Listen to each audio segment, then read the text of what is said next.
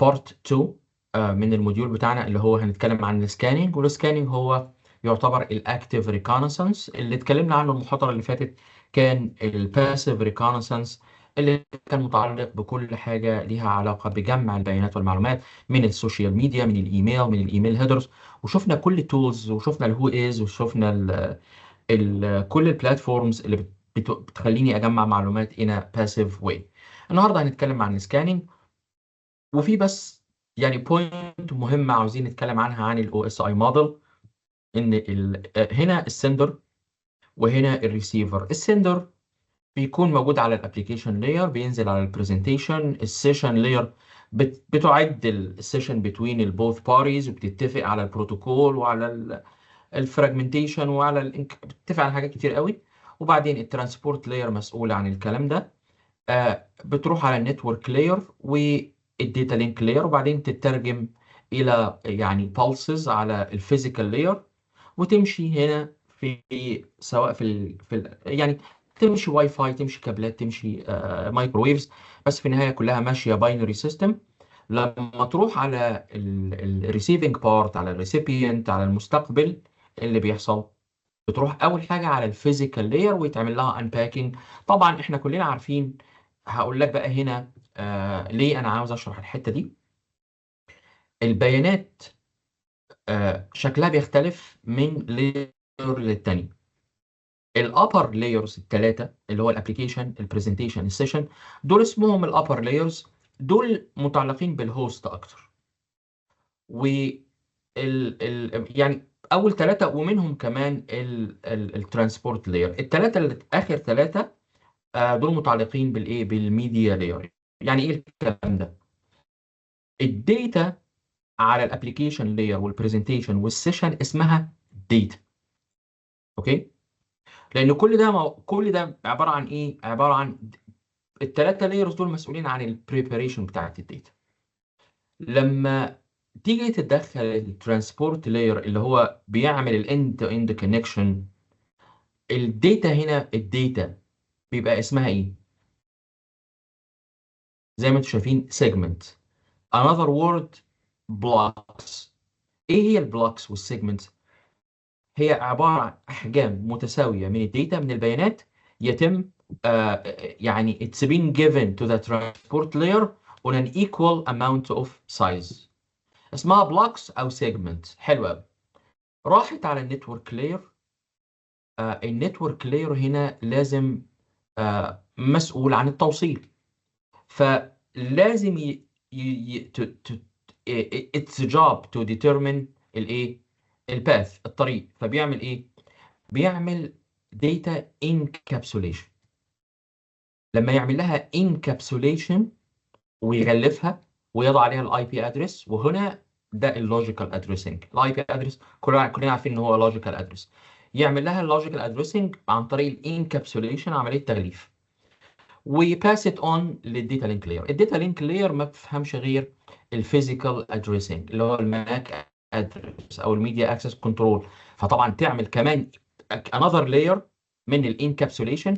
بعد ما اعمل لها انكابسوليشن ويضع عليها الليبلنج بتاع الفيزيكال ادريسز، بقى اسمها فريمز. كده خلاص. وانس ان هي بقت اصبحت فريمز، يبقى الداتا جاهزه تو بي سنت تو باس ات اون للفيزيكال لاير. والفيزيكال لاير بتحولها لالكتريسيتي، لبيتس، لكهرباء، بالسز، باينري سيستم، تمشي في الكيبلز تروح الناحيه الثانيه. اول حاجه المستقبل بيستقبلها هنا على الفيزيكال لاير بيستقبل البيتس. البيتس ياخد البالسز يرجعها لديتا. تروح على فين؟ ترجع تطلع بقى بالعكس، تطلع على الداتا لينك لاير بشكل ايه؟ فريمز. يعمل لها دي كابسوليشن. هي تعمل لها ان كابسوليشن، دي كابسوليشن، تتفك، تطلع لفوق على النتورك لاير، تبقى باكيتس. يعمل لها دي كابسوليشن، تتفك، تطلع على السيجمنت لاير، بقت بلوكس، ترجع فوق تاني لغايه ما توصل للابلكيشن لاير. كل ده بيتم على فكره في جزء من الثانيه. وده اللي حاصل حاليا على الميتنج اللي انا وانتم شغالين عليه ده. الاكزاكت اكزامبل ده بيحصل معانا دلوقتي.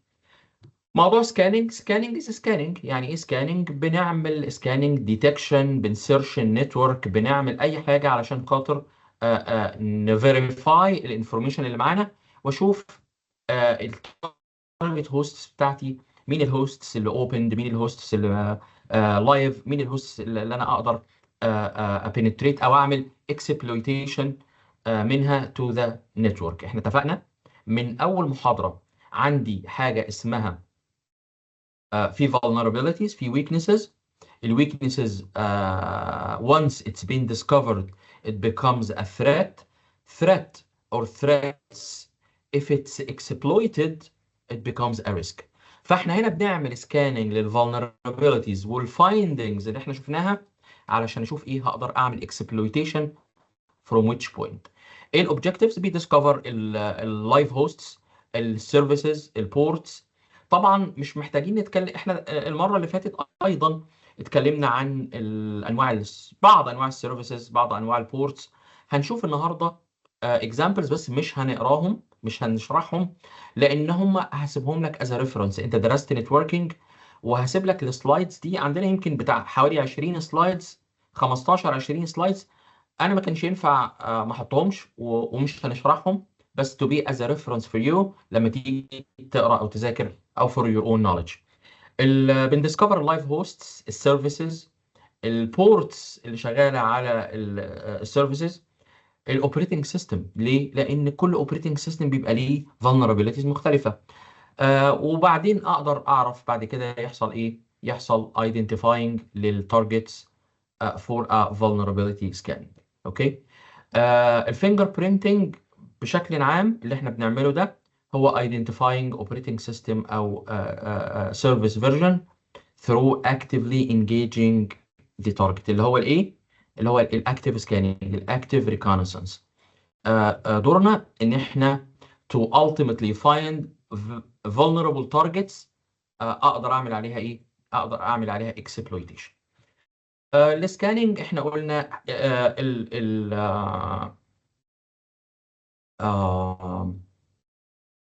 احنا قلنا الريكونسانس باسيف واكتيف.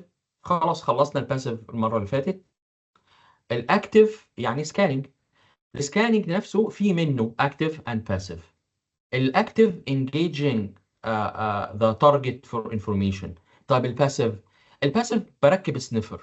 فده هنا بيقول لك ايه؟ بيقول لك انا عملت سكاننج بس without getting involved with the target. خلاص انا حطيت سنيفر على النتورك في اي حته في النتورك، بيسنف، بياخد كابتشر، بياخد حفنات كده من البيانات اللي رايحه وجايه بيسجلها، ونبدا نستدي الباكيتس، وبناء عليه نعمل ايه؟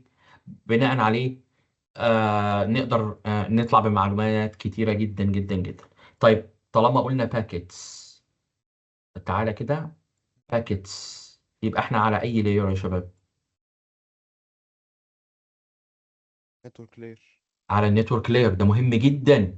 دايما وانت بتذاكر نتوركينج، بتذاكر سايبر سكيورتي، الكلمه لما تيجي قدامك لازم تو ريليت تو ويتش سيجمنت. علشان كده لما باجي اعمل سكاننج بعمل سكاننج على يعني باي سنيفر بيكون على النتورك لاير. طيب السنيفر ده سوفت وير ولا هاردوير؟ الحقيقه ممكن يكون الاثنين. لو واحد عنده physical accessibility to the building بيركب ديفايس كده بيخبيها في اي حته ويحط لها بلاج ويركبها على النتورك. وممكن نركب سوفت وير زي واير شارك او اي سوفت وير تاني، تي سي بي دمب مثلا. شويه حاجات ممكن هنتكلم عنها ان شاء الله.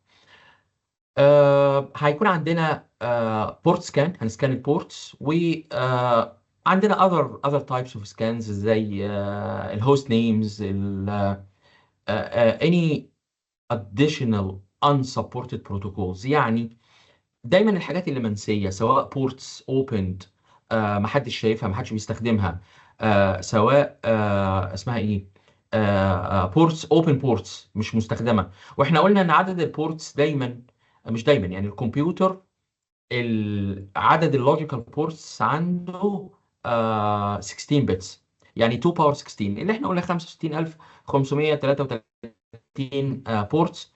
ففي حاجات بتبقى مهمله دي بتبقى entry to the system من غير ما حد ياخد باله. كمان في services بتكون موجوده enabled واكتف بس ملهاش استخدام، فبالتالي ممكن تكون vulnerability or a weak point to the system. طيب الكومن سكاننج التاسكس، الحاجات اللي معروفه زي ما قلنا اهو بالظبط، لايف سيستمز، اوبن بورتس. بحاول اعمل ايفيدنج واتجنب واهرب من الاي دي اس والفاير وولز. الاي دي اس stands for what؟ intrusion detection systems. الاي دي اس هي عباره عن ديفايسز او نتورك ابلاينسز موجوده على النتورك علشان تو ديتكت ايه؟ تو ديتكت اني يعني انوماليز او اي حاجه، اي malicious كودز. في مرحله السكاننج من ضمن اهدافنا ان احنا نعمل ايه؟ مهم جدا انك ما تتكشفش، انك تو ايفيد الفاير وول والاي دي اس. بنعمل بانر جرابنج. البانر جرابنج ده عباره عن ايه؟ هنشوف مع بعض. البانر جرابنج بيعرفنا نوع وفيرجن الاوبريتنج سيستم. بنسكان فور vulnerabilities. بعد كل ده بقى نرسم الدايجرام بتاع النتورك بعد ما عملنا انفورميشن كولكشن. ولو انا ايثيكال هاكر هعمل الايه؟ البين تيست ريبورت. في السكاننج عندنا حاجه اسمها من اهم التولز الباكيت كرافتنج. الباكيت كرافتنج ده مش مساله كماند عاديه، مش هبعت بس بينج. لا، الباكيت كرافتنج بيديني المساحه اني اتارجت مثلا بروتوكول معين، اتارجت بورت معين، اتارجت سيرفيس معين. فالباكيت لما تكون طالعه من السيستم، من الاتاكر، بتطلع بايه؟ بسبيكس معينه علشان يحصل ايه؟ فور سبيسيفيك جولز. بيبقى طبعا هنشوف كل ده مع بعض النهارده. اوكي. طيب الباكيت كرافتنج تولز اهمهم ان ماب. احنا شفنا او هنشوف مع بعض النهارده الان ماب بيشتغل ازاي. الاتش بينج والاتش بينج 3، بس اللي شغال حاليا اتش بينج 3. كولا سوفت، نت سكان تولز برو. كل دي ادوات بتعمل ايه؟ بتعمل باكيت كرافتنج تولز. بعمل ايه بالباكيت كرافتنج؟ بعمل سكاننج للنتورك بتاعتي علشان اطلع ب انفورميشن عن النتورك. هوست ديسكفري، اسهل حاجه في الموضوع ان انا بقى عايز اعرف ايه الالايف ماشينز، ايه الماشينز اللي هي اوريدي اب اند راننج. ده بيساعد في ايه؟ بيساعدني ان انا اماب الهوستس علشان مش من المنطق ان انا اروح اتاك. يعني انا مثلا معايا 50 60 اي بي ادرس جبتهم from passive reconnaissance.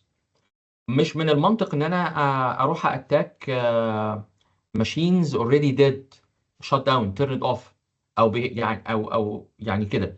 فلازم اعرف اللايف هوست علشان دي اللي انا اقدر اعمل مابينج للنتورك واعرف هدخل منين. الهوست ديسكفري سهله، وبستخدم بينج سويب، وهو عباره عن بيعتمد على الاي سي ام بي بروتوكول. هنشوف مع بعض الاي سي ام بروتوكول. هو عباره عن ايه؟ ايكو ريكويست للناحيه الثانيه، كاني بنده في الميكروفون على اسم معين في هول او صاله كبيره جدا. انا دهت على اسم معين، اللي بيسمع اسمه بيرد. مفيش اتنين يعني اسمهم هيتكرر رباعي مثلا او بيانات تتكرر. فبالتالي ده موضوع الايكو ريكويست اللي دايما بنستخدم فيه الايه؟ البينج. بشوف اللايف اي بي ادرسز، بعمل بينج سويبس. احيانا ممكن اعمل الديسكفري عن طريق ال ARP بروتوكول اللي هو الادرس ريزوليوشن بروتوكول. ممكن عن طريق الباكيت كرافتنج هعمل تي سي بي باكيت او يو دي بي. التي سي بي اسمه كونكشن اورينتد. كونكشن اورينتد بيعمل 3 واي هاند شيكينج، وهنشوف 3 واي هاند شيك النهارده في النتوركينج عامل ازاي. ولازم يكونفيرم الدليفري، ولازم يكونفيرم ان كل الداتا وصلت. لو حصل ان في اي داتا ما وصلتش، ميس ديليفرد او كورربتد ان ذا ميدل، بيعرف وبيري ترانزميت تاني. فالتي سي بي طبعا هو اسمه كونكشن اورينتد. اليو دي بي هو اسمه كونكشن ليس. هو هي دازنت كير، هو بيبعت الداتا، اللي يوصل يوصل، اللي ما يوصلش ما يوصلش. معنى كده اليو دي بي وحش؟ ابدا، بالعكس. احنا ما نقدرش نعيش على تي سي بي بس، لان التي سي بي بروتوكول very costly. يعني ايه very costly؟ مكلف ازاي؟ على مستوى النتورك مكلف قوي. بيعمل ايه؟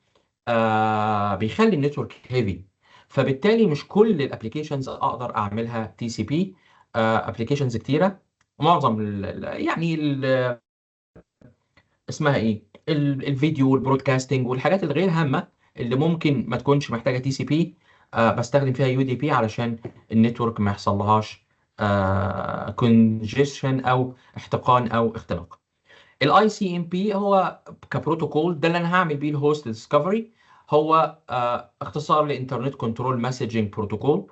هو بارت الاي سي ام بي، بارت من التي سي بي اي بي سويت، لان احنا عارفين التي سي بي اي بي بروتوكول تحت منه عدد كبير جدا من البروتوكولز، اللي هو يمكن حاجه ب 50 بروتوكول.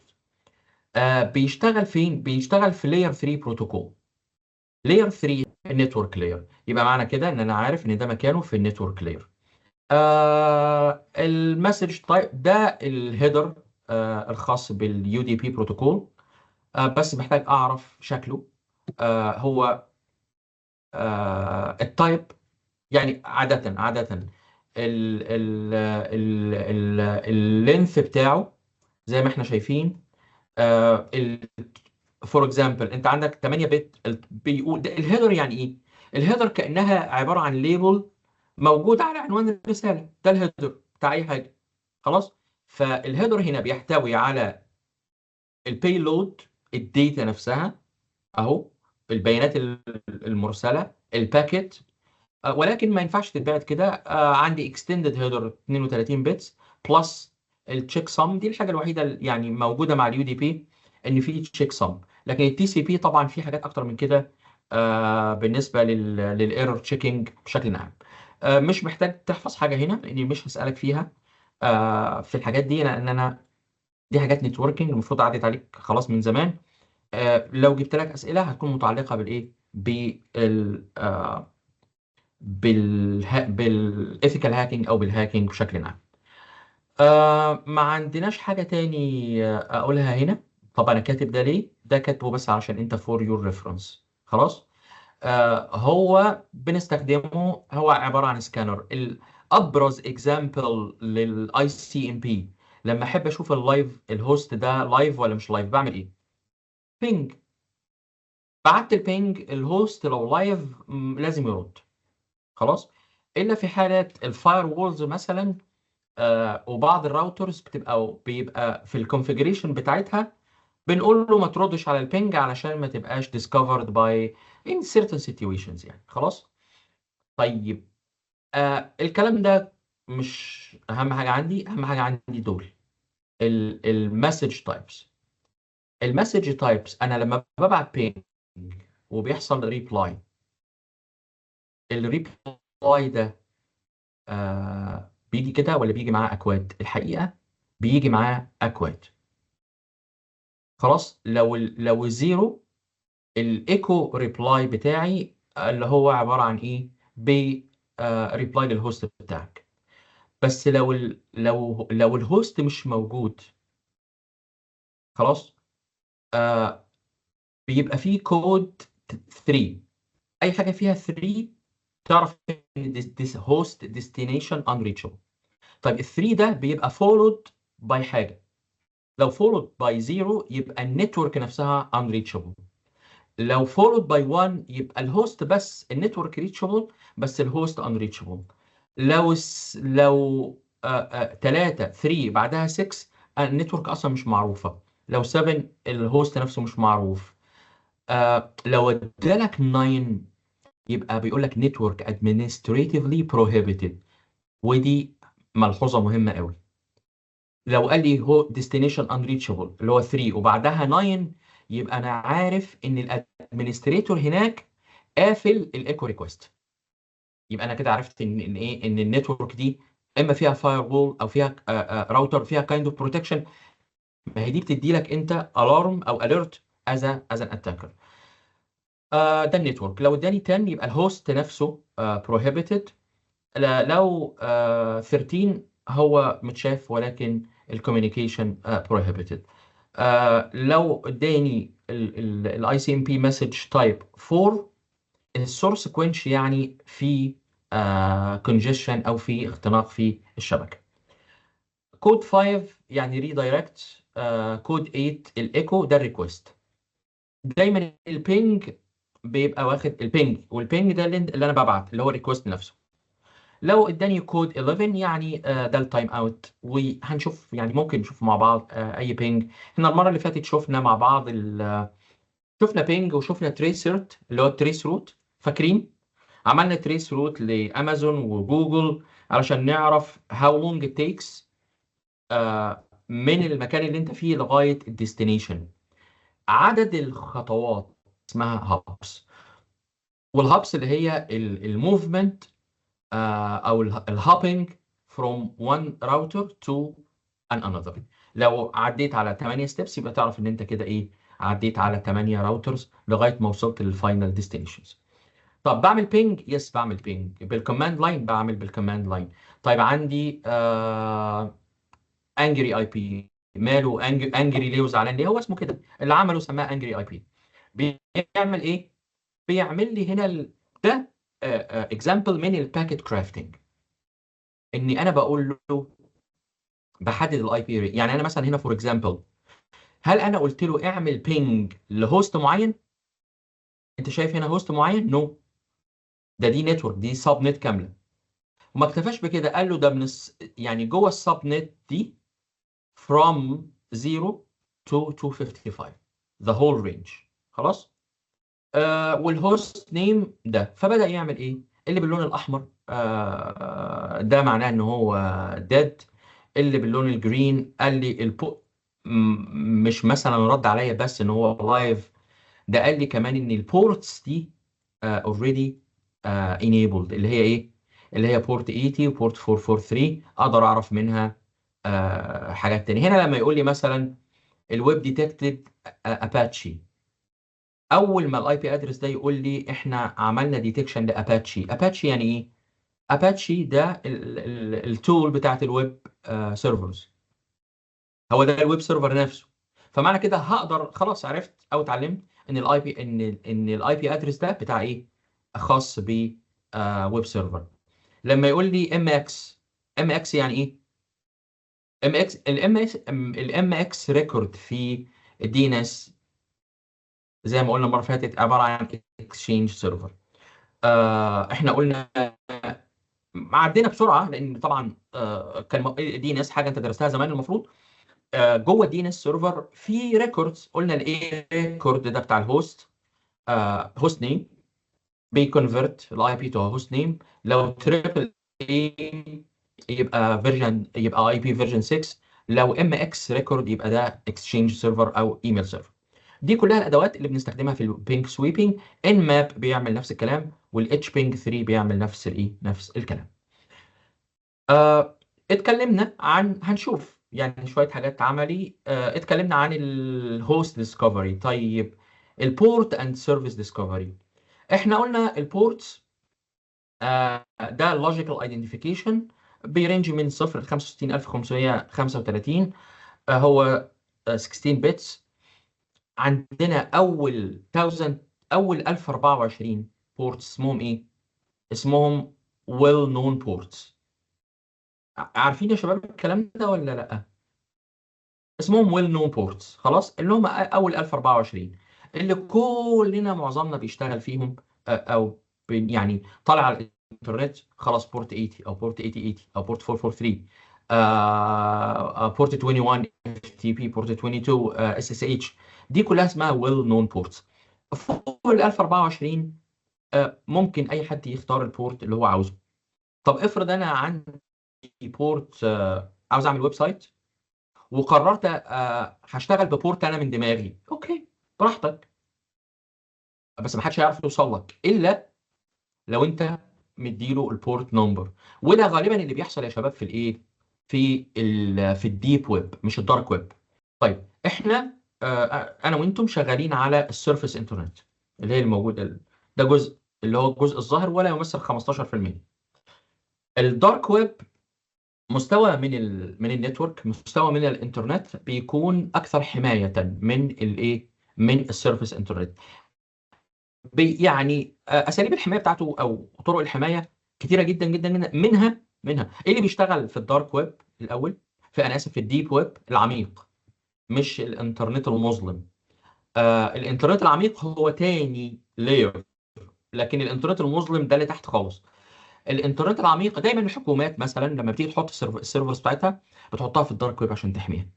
كل السنسيتيف انفورميشن، كل اللي عاوز يحمي بياناته بيضعها فيما يسمى مصطلحا بالديب ويب علشان يحميها من ما تبقاش على السيرفيس انترنت. اولا الاي بي ادرس، مفيش اي بي ادرس، مفيش دي ان اس. وطالما مفيش دي ان اس يبقى معنى كده ان مفيش معلومات عن السيرفر. طب الناس بتشتغل ازاي؟ كل واحد بقى حافظ الاي بي ادرس بتاعه، وطالما هي سنسيتيف وكونفيدنشال انفورميشن فاحنا بنتعامل بالايه؟ بنتعامل بالاي بي ادرسز. بيبقى الكونفيجريشن هنا وهنا بالاي بي ادرسز بس. لكن الدارك ويب ده اللي بقى فيه الجرايم والحاجات اللي مش كويسه والحاجات الوحشه، بتبقى اللي سمعنا عنها اللي موجوده فين؟ اللي موجوده في الدارك ويب. طيب ليه بتكلم عن الديب ويب والدارك ويب؟ لاني مش دايما لازم لو انت السيرفر بتاعك فور برايفت يوسج مش لازم يبقى بابليك اون ذا انترنت وتديله البورت اللي انت عاوزه، لانه ده برايفت. لو انا بكونكت الشركات بتاعتي ببعض بضع الاي بي ادرس اكيد اللي انا عاوزه او اللي متاح، وممكن اختار بورتس تبقى بعيده عن ايه؟ بعيده عن متناول اي حد ان هو يعبث بيها. البورت از بورت هو لوجيكال انتري تو ذا ايه، تو ذا سيستم، ودايما بيبقى اسوسييتد مع سيرفيسز. طيب فور اكزامبل مثلا فايرفوكس، ده فايرفوكس، ده اوبرا، ده فايلزيلا، ده مش عارف ثاندر بيرد، ده ار دي بي كلاينت. الاثنين دول علشان هم براوزرز راحوا على بورت 80، وبورت 80 يعني ويب سيرفر. طيب البورت ده ايه؟ ما هو ده السورس وده الديستنيشن. الديستنيشن ده ستاندرد بورت ويل نون، ده 21 اف تي بي بورت، 25 اس ام تي بي اللي هو سمبل ميل مسجنج بروتوكول، الريموت ديسكتوب بروتوكول 3389. دي كلها ستاندرد بورتس، بس ده الديستنيشن. السورس بقى، البورتات دي ايه؟ بتيجي منين ومين بيختارها؟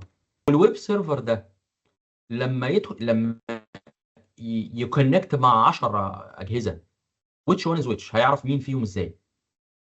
خصوصا لو من جوه الشركه. لو انا شركه فيها 500 موظف وطالعين على الانترنت، ال 500 معانا كام اي بي ادرس؟ معايا 500 اي بي ادرسز. بس لا، دي اسمها برايفت اي بيز.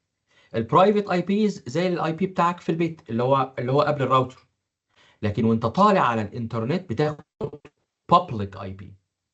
فممكن ال 500 يوزر، يعني هو وارد جدا ان ال 500 يوزرز دول باينين على الانترنت بجاست وان بابليك اي بي ادرس.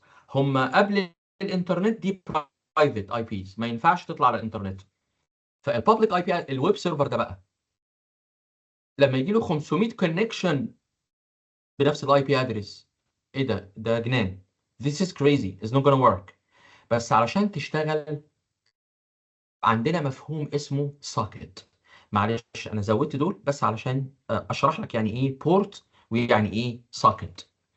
السوكت دايما عبارة عن combination between your private IP address and البورت نمبر اللي انت طالع منه. فور اكزامبل البورت نمبر ده 49152 49153 511 جه منين؟ ده بقى ده راندوم.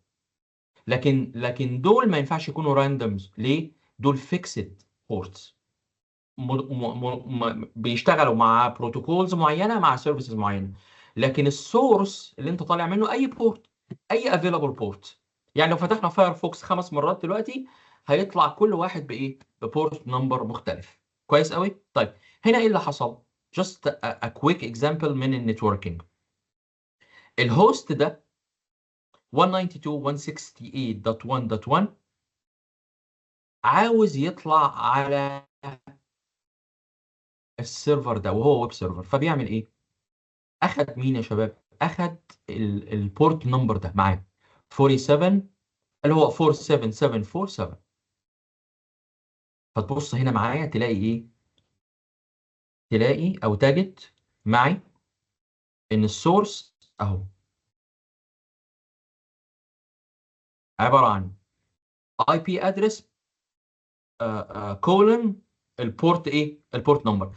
دول مع بعض اسمهم ايه؟ اسمهم سوكت. اسمهم ايه؟ سوكت. طيب حلو جدا.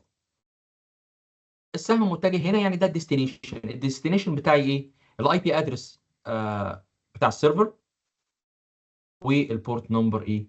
البورت نمبر بتاعه. خلاص كده.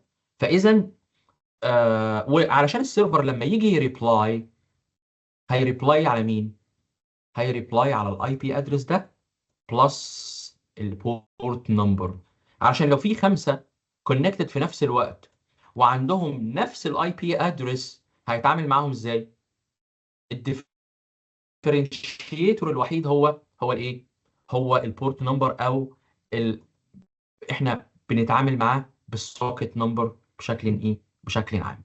آه البورت تايبس احنا اتكلمنا. اول 1024 عباره عن ايه؟ عن اسمهم ويل نون بورتس. الزيرو مش مستخدم. آه في حاجات اسمها من 1024 ل 49 دول ريجسترد، اللي انت بتستخدم بيهم اي حاجه. وفي حاجات اسمها دايناميك بورتس اللي هي فوق ال 49 لغايه ال 65 ايه؟ ال 65000. دي مش عايزك تعرف اكتر من كده. البورت تايبس دول الويل نون بورتس اهم، حاططهم لك في ثلاث شاشات. اكتر بروتوكولز بنستخدمها: ال 21 ده اف تي بي، 22 اس اس اتش، 23 تلنت، 25 اس ام تي بي، الدي ان اس 53. طيب تي سي بي ولا يو دي بي؟ ده او ده. بورت 80 اللي هو الاتش تي تي بي، الكيربروس 80 88، 110 البوب 3، ال 111 البورت مابر. المهم دي كلها ايه؟ هو انا كررتها معلش. دي الموست او نون بورت نمبرز اللي احنا عاده بنستخدمها في معظم الابلكيشنز اللي احنا ايه؟ اللي احنا عاوزينها. طيب لما اجي اعمل سكاننج بقى للاوبن بورتس، بس بعمل ايه؟ انا عاوز اشيك، عاوز اتشيك على الاوبن بورتس. ليه؟ لان دي vulnerability رهيبه جدا بالنسبه لي. لما يكون سيرفر عليه سبيشال سيرفر، لان السيرفر ده بيبقى منجم معلومات يعني. لما يكون هو فايل سيرفر، شغلته في الدنيا ان هو فايل سيرفر عليه فايلات بس، وفاتح عليه البورت 80، يبقى احنا كده بنهزر. احنا فاتحين vulnerabilities بمزاجنا. علشان كده بندور على البروتوكولز الاوبن بورتس، سواء تي سي بي اور يو دي بي بورتس. الاوبن بورت دايما مرتبط بسيرفيس، يعني هو مش مفتوح كده وخلاص. طالما في اوبن بورت يبقى في سيرفيس معاه، والسيرفيس دي listening. اول ما ابعت لها ريكوست وردت صباح الخير، ممكن تكون اسمها ايه؟ a point of threat على الايه؟ على السيستم. بسكان ازاي؟ ابسط حاجه عندي سوبر سكان. ده ممكن يسكان على الايه؟ يعمل سكان على البورتس. لو عملت سكان وحصل ريبلاي ريسبونس، ممكن يقول لي يبقى انديكيتور ان دي ممكن تكون فاير وول. ممكن يقول لي الاوبريتنج سيستم فيرجن، وده اللي اسمه البانر جرابنج، او ان في سيرفيس راننج او listening ايه؟ listening سيرفيس بشكل عام. لما بنيجي نبعت السكاننج، لا الهاكر الاساليب خبيثه جدا. هنشوفها مع بعض، خبيثه خبيثه بجد يعني. علشان السكاننج ينجح بتتبعت باساليب خبيثه في منتهى الايه؟ في منتهى الخبث. احنا شفنا اليو دي بي هيدر، احنا هنا التي سي بي هيدر. الهيدر بيتكون من ايه؟ الهيدر اكيد السورس بورت والديستنيشن بورت. عندي حاجه اسمها سيكونس نمبر، مش هناخد فيها وقت ومش همتحنك فيها لان دي نتوركينج انت المفروض اخدتها زمان. سيكونس نمبر بتاع ايه؟ بتاع البلوكس اللي هي ايه؟ اللي هي الباكيتس اللي تم البيانات اللي بتتبعت ورا بعض دي. لو بتتبعت في باكيتس. طب لو حصل ان في باكيت سبقت باكيت، فالديتا هتروح الناحيه الثانيه ديستورتد مشوهه. عشان كده بنستخدم سيكونس نمبر. علشان كده التي سي بي ده اسمه ايه؟ كونكشن اورينتد. الداتا لو حصل فيها اي مشكله هيحصل ايه؟ هيحصل هي ريكوست الايه؟ الريسند تاني بشكل عام. التي سي بي بقى مهم نعرف الفلاجز. يعني ايه فلاجز؟ ما هو الداتا اللي مبعوثه دي ليها بيربز، ليها اوبجيكتيف. احنا بنبعت البيانات وبنبعت معاها فلاج. الفلاجز دي بتقول انت عاوز تعمل ايه. فور اكزامبل، الفلاج بتاعك دول السكس فلاجز الخاصين بالتي سي بي: send, acknowledge, reset, finish, push and urgent. الانيشيال كوميونيكيشن اللي هو اول ما بتدايل النمبر على الموبايل اعتبر ده السند. الاكنولجمنت على الناحيه الثانيه بيقول لك انتوا عارفين وسائل التواصل بتاعت زمان خالص، ما اعرفش شفتوها، افلام ابيض واسود اللي هو الو علم، علم وينفذ اللي هو كده. فالسن بيبعت سينكرونايز، فلما يرد عليه يقول له انا سمعتك، اسمها اكنولجمنت. خلاص. فالفلاج اللي هو السن بيتعمل له ايه بقى؟ سيتنج ان انا ايه؟ اكنولجمنت. طيب بعد الاكنولجمنت بيحصل ايه؟ بعد الاكنولجمنت بيحصل sending الداتا. بس لا، هو 3 واي هاند شيكينج: send acknowledged send تانية وبعدين يبعت الداتا. عشان كده اسمها 3 واي هاند شيك، هنشوفها بعد دقايق ان شاء الله. طيب الريسيت بيعمل ايه؟ الريسيت لسبب او اخر بيعمل بيفورس الترمينيشن بتاعت السيشن. الكونكشن ده اسمه سيشن. فالريست لاسباب متعدده ممكن نعمل ريست علشان اقطع الكوميونيكيشن. الفينش دي النهايه الطبيعيه لاي محادثه بين اتنين، اللي هو ايه؟ انا وانت بنتكلم، طيب سلام سلام بوم. فدي اسمها فين. الفلاج هنا اسمه فين. لكن لما الكونكشن يتقطع بيننا احنا الاتنين بدون سبب او حد معين قفل، ده اسمه ريست. البوش هنا بيفورس الدليفري بتاع الداتا. احيانا بعض الداتا بتتبعت بفلاج بوش، فبيقول له send without any concern for buffering. ما تعملش buffering الاول بعد، لا send على طول. لو الهيدر اللي هو ده الفلاج اللي عليه urge، فده urgent. فده بيقول له مهم جدا ان ده يتبعت دلوقتي. وعلى رأسها canceling of data.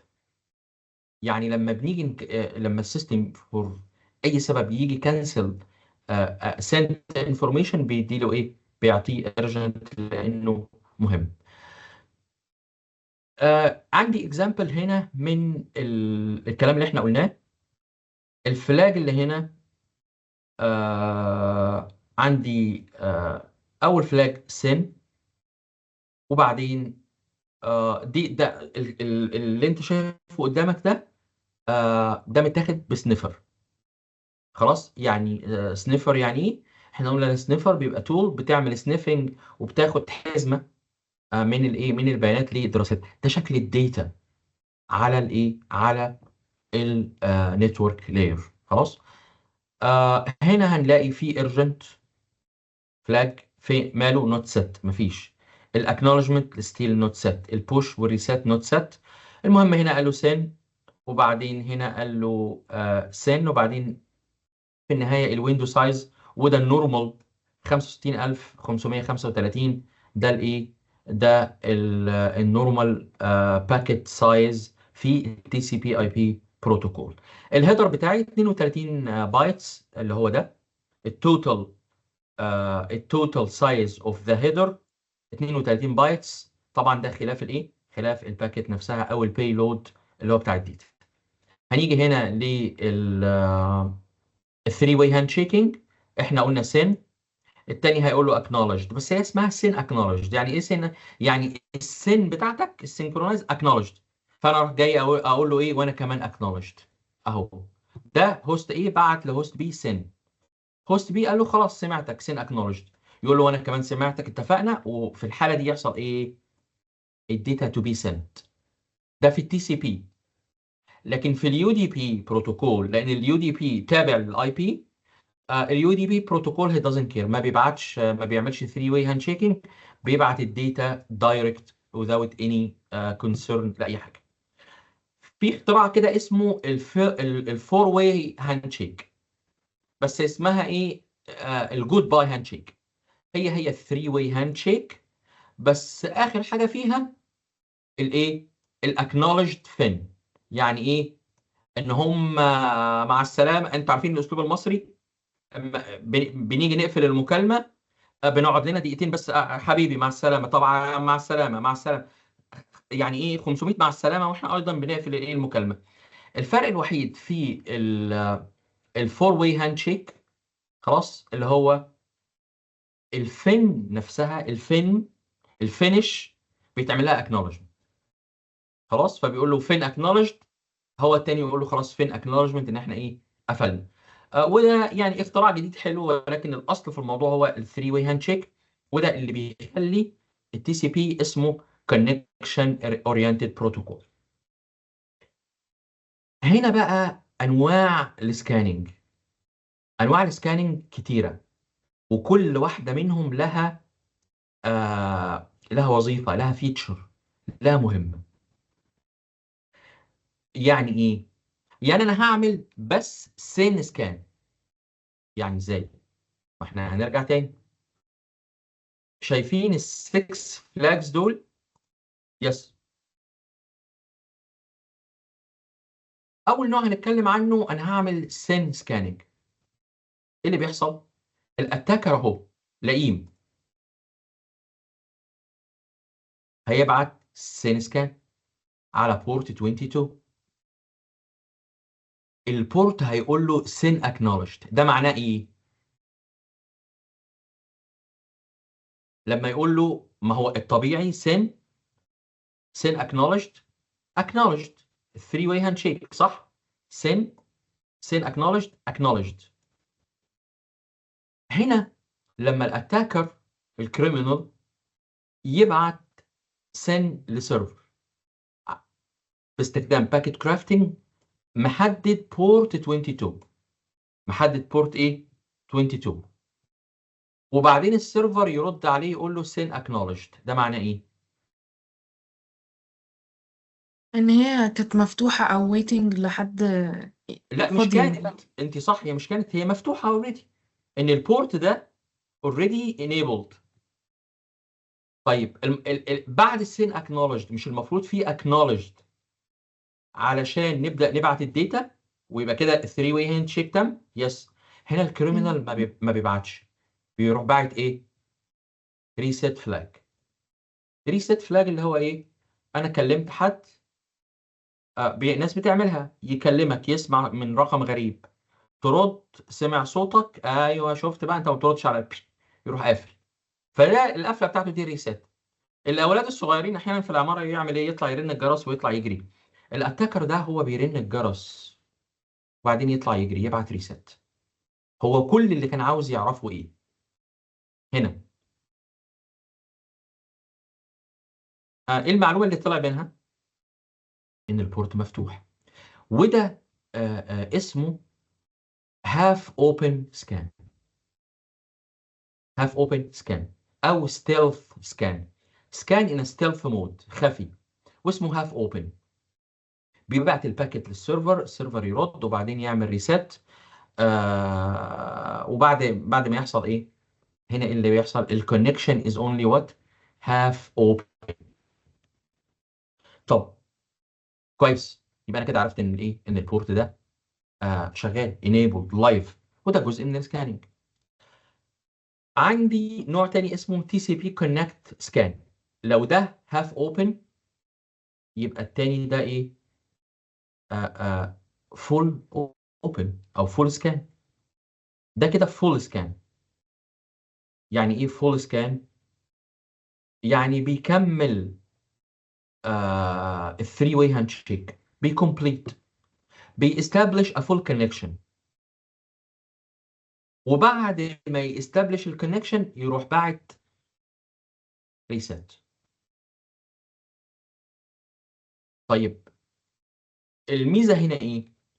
في ميزه هنا مختلفه.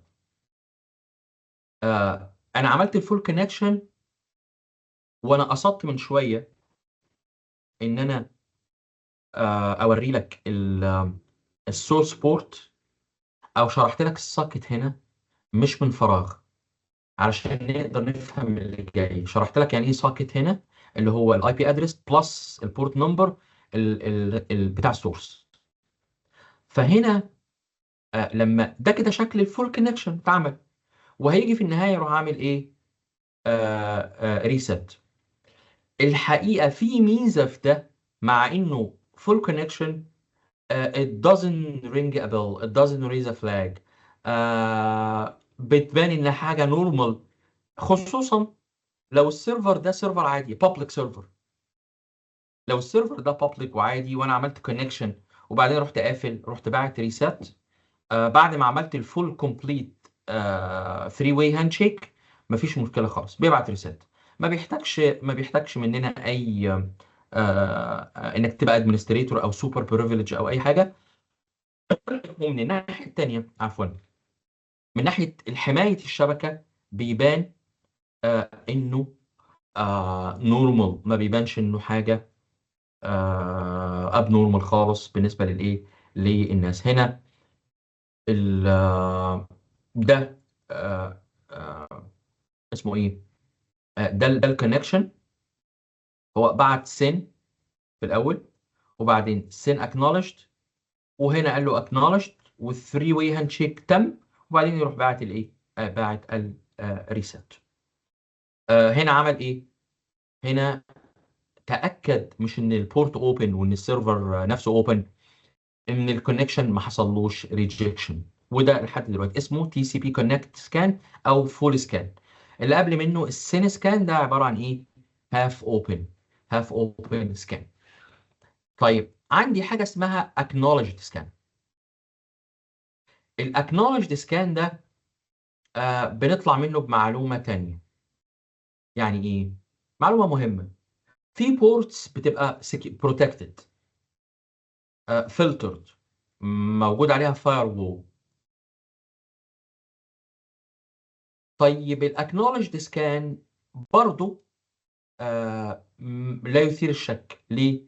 لان اي تي سي بي باكيت فيها سن، وسن اكنولجد واكنولجد. فحتى لو انا بعت السكان ده بالفلاج اللي هو اكنولجد بس، in most cases ما بيتحسش على انه ايه، محاولة اتاك. ميزته ايه بقى؟ احيانا in most cases بييفيد الاي دي اس. مين الاي دي اس ده؟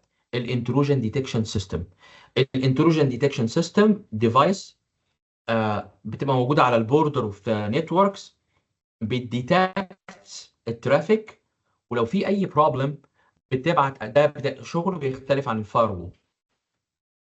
الفاير وول احنا عارفين الفاير وول بيشتغل ازاي، شويه رولز ان ان اور نون، يعني allow or deny، سواء بالاي بي ادرس، بالبورت نمبر، بالسيرفيس. يعني بيبقى في شويه رولز، كانك بوابه اوتيل. يعني انا رايح احضر فرح في اوتيل، ان شاء الله، ان شاء الله لما نبقى يعني نحضر افراحكم جميعا. انا رايح الفرح وداخل، فين الانفيتيشن؟ لا مش معايا. طب لا معلش والله اسمك مش موجود، اتفضل. دي بالظبط وظيفه الفاير وول، بتبقى رول بيزد. لكن الاي دي اس بيتعامل مع الباكيتس نفسها، مع الكونتنت، لو في اي حاجه سسبيشس. فلما بنستخدم الاكنولجد سكان في حاله ان انا عاوز ايفيد الايه الاي دي اس. في كمان راوترز متقدمه بتعمل باكيت فلترنج. لما يجي يعمل باكيت فلترنج للانفورميشن بتاعتك وانت مش هيخليك تعدي، لكن احيانا جاست الاكنولجد بيخليه يعدي. طب وبعد ما يعدي هيحصل فين؟ بشوف واتس بيهايند الايه الراوتر، لان الراوتر بالنسبه لنا احيانا بتكون حيطه مسدوده، بتكون اند ديد اند. خلاص. فبالتالي لما بنبعت الاكنولج ده عباره عن بروب. ببروب ايه؟ بسنس، بديتكت، وببعته براندوم سيكونس للتارجت. لو التارجت ما ردش عليا يبقى تاكدت ان دي فلترد فاير. طيب لو رد وعمل له ريسات، اصل الاكنولج دي ايه؟ مفيش حاجه يعني. البوينت فين؟ السيكونس. انك تبعت انت بتبعت لي اكنولج ليه؟ يعني مثلا وانا قاعد كده واحد جه قال لي انت بتقول، حضرتك بتقول ايه؟ انا ما كلمتكش اصلا. ما كلمتكش اصلا دي يعني ايه؟ يعني ريسيت، لان هو الديالوج مش صح. لو انا لازم في 3 واي هاند شيك بقول لك سينكرونايز، فانت تتعرف عليا، وانا خد بالك انا بعت لك سينكرونايز بالفول داتا بتاعتي، بالاي بي، بالماك بكل حاجه. فانت خلاص تعرفت عليا، تقول لي السين بتاعتك اكنولجد، فانا اقول لك سين اكنولجد، وبعدين نبدا الكوميونيكيشن.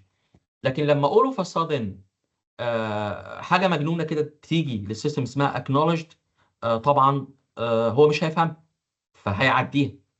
في حاله الفاير وول نو ريسبونس، مش هيرد، لانها ما يتردش عليها. لو اتعمل لها، لو ردت بريسات يبقى البورت ده كلوزد. يبقى انا برضو هنا اتعلمت حاجه، اتعلمت ان البورت ايه ده؟ كلوزد. آه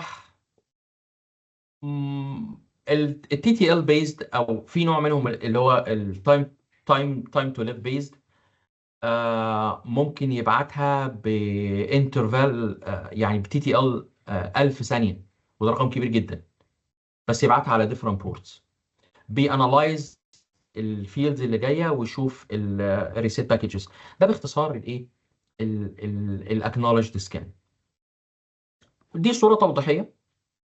هو بعت acknowledged flag، لو حصل ريسيت يبقى البورت ده ايه؟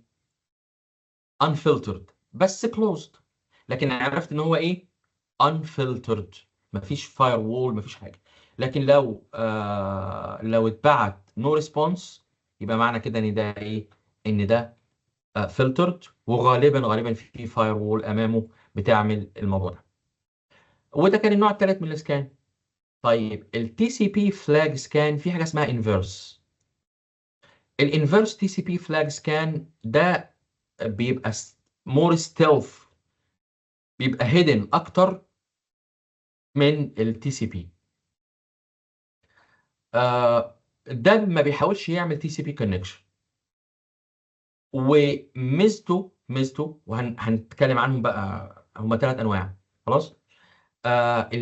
الانفيرس تي سي بي فلاج سكان الهدف منه يكتشف قوات الامن اللي موجوده، فاير وولز، اي دي اسز. وظيفته انه يعمل ايه؟ يعمل يهرب، يكتشفهم وييفيد، او ان هو يهرب بشكل عام. طيب الانواع السكان دي، اكس ماس سكان. الاكس ماس جايه من كريسماس سكان، وليه سموها كريسماس؟ جايه من الهابينس، من الاعياد يعني.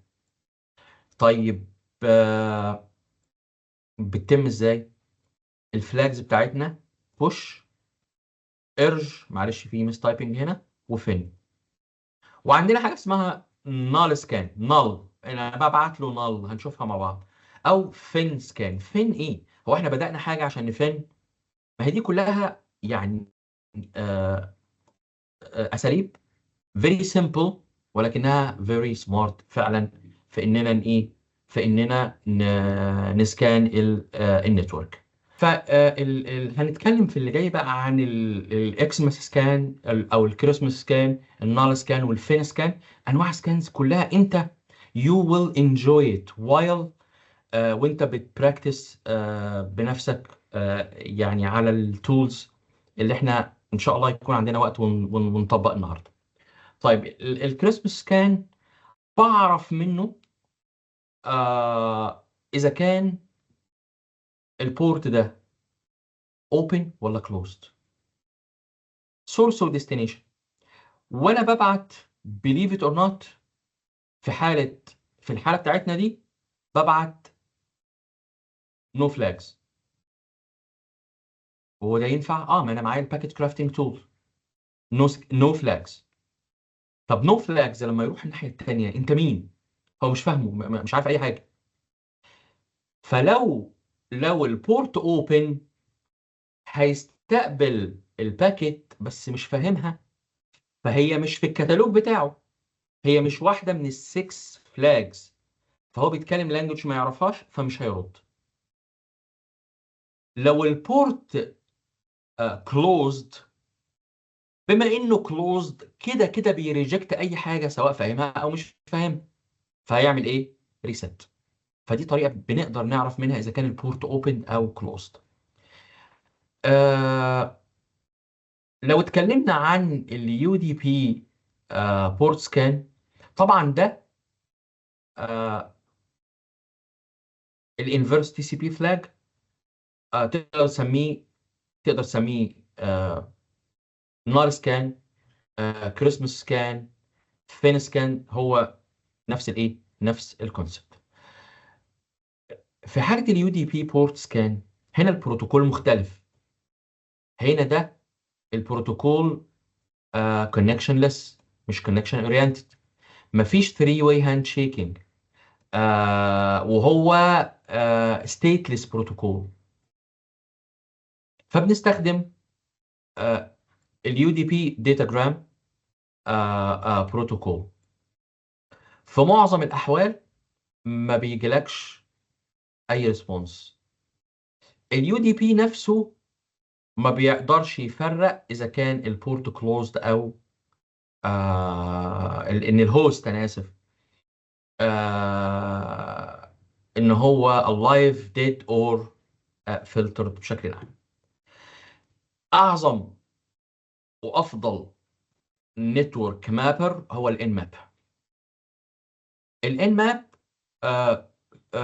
في منه الان ماب هو بيشتغل على اللي منكم جرب كالي، هو بيشتغل يعني كماند لاين انترفيس، وبيشتغل على كالي لينكس. مش بيشتغل على كالي لينكس، انا اسف، هو بيشتغل على اي حاجه، بس هو بيجي بارت من كالي لينكس يعني. اللي منكم اشتغل على كالي لينكس قبل كده عارف ان ده كويس. في بقى الجوي بتاعه، الجرافيكال يوزر انترفيس بتاعه اسمه زين ماب. ان شاء الله النهارده يا رب ان شاء الله نخلص البارت بتاعنا اون تايم، ونحاول نشوف شويه لابس. الان ماب ده بقى هتستغرب ان اللي عمل له كرييشن اصلا هاكر، وهي تول جميله. آه على فكره انت لو ايديك ماشيه في البروجرامينج هتعمل الان ماب بتاعك. ليه؟ الان ماب ما اخترعش حاجه، لان هو في الاول وفي الاخر بيستخدم التي سي بي اي بي اي تولز اند فيتشرز. ولكن الان ماب هو اجمل واقوى نتورك مابر موجود، او ما فيش حاجه اقوى منه in my opinion يعني. واكتر حاجه بتستخدم كبورت سكانر وهوست سكانر، وبيعمل انواع كتيره جدا من السكانز. في منه كوماند لاين انترفيس، وفي منه جوي بيشتغل على اليونكس، انا اسف، على لينكس ويندوز وماك اوبريتنج سيستم. موجود بري انستولد زي ما قلت لك على الكالي لينكس او على الباروت. في حاجه شبه الكالي اسمها باروت برضه اوبريتنج سيستم. في بلاك ارك وفي بينتو، بس يعني اكتر حاجه منتشره كالي لينكس والباروت بعدها. ميك شور وانت بتداونلود الكالي تعمل داونلود ل فيرجن سليم، لان زمان كانوا الهاكرز بيعمل لك هاكينج عن طريق الكالي لينكس اللي انت بتست بيه. بيعمل ايه؟ بينزل لك بياخدك من على الانترنت لفيك ويب سايت وتعمل داونلود لماليشيوس. لان طبعا هو الكالي بينزل از ايه، بينزل از ان ايزو، بتنزله كله از ان ايزو ايمج. فالايزو ايمج بتبقى محقونه باي ماليشيوس. فتخيل الاوبريتنج سيستم اللي انت المفروض بتست بيه، انت نفسك اوريدي ايه، انت نفسك اوريدي هاكت. المشكله بقى ان من سنه ونص حصل ان كالي لينكس نفسه الاوريجينال اتحقن بماليشيوس كود، وكانت حاجه يعني مش لطيفه جدا. بس اتلحقت وتم ايه، وتم علاجها. بس طبعا كانت خطوه قويه جدا من الهاكر اللي هو جريء لدرجه انه ايه، انه يقدر يهاك البلاتفورم نفسه بشكل عام. انماب فليكسيبل، اوبن سورس، وقلت لكم ان الجوي بتاعه اسمه زين ماب. بيشتغل على اكتر من نوع من السكان من الاوبريتنج سيستم، وتقدر تادجست فيه حاجات كتيره جدا زي ما هنشوف ايه مع بعض ان شاء الله. بيعمل ايه؟ بيعمل هوست ديسكفري، بيعمل بورت اند سيرفيس ديسكفري، بيعمل اوبريتنج سيستم اند سيرفيس فينجر برينتنج، بيعمل enumeration، بيعمل MAC address detection، بيعمل vulnerability and exploitation detection. بيشتغل ازاي؟ nmap، السكان اوبشن، والتارجت. وفي شويه سويتشات بقى من هنا ل جنوب افريقيا. يعني nmap هنشوف الاوبشنز والسويتشز بتاعته. مش هقدر اشرحها لك كلها لان الوقت لن يكفي، ولكن هنشوف الحاجات الاساسيه في الانماب. الانماب اقدر اسكان هوست، نتورك كامله، اي حاجه تحت سيجمنت معينه. خلاص. اقدر اسكان كمان دومين نيم، مش لازم كمان اي بي ادرس.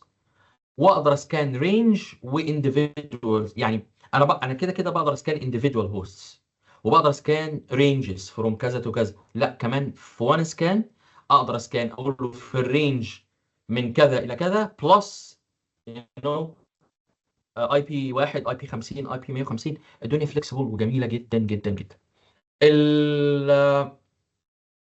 الهيلب، انت على الان ماب، لو انت على الكوماند لاين انترفيس، لو قلت ان ماب ماينس اتش زيها زي اي حاجه، بيحصل ايه؟ بيعطيك المنيو بقى اللي تقرا منها كلها. طب انا عايز فيرجن كام؟ ماينس في. لو قلت له ماينس دي، ده بيفتح لك الديباجنج مود، علشان الناس اللي شغاله ديفلوبينج بيبقى عايز يعرف كل الستبس بتاعت الاوتبوت، فعاوز يشوف الديباجنج مود. اوكي. فده بس ده الهيلب.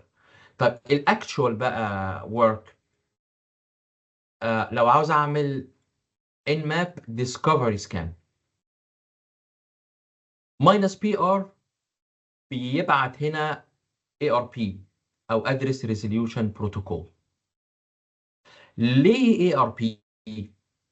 علشان معظم الفاير وولز does not block الاي ار بي. ليه؟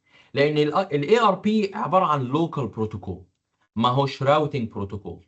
عارفين الفرق بين الراوتابل والنون راوتابل بروتوكول؟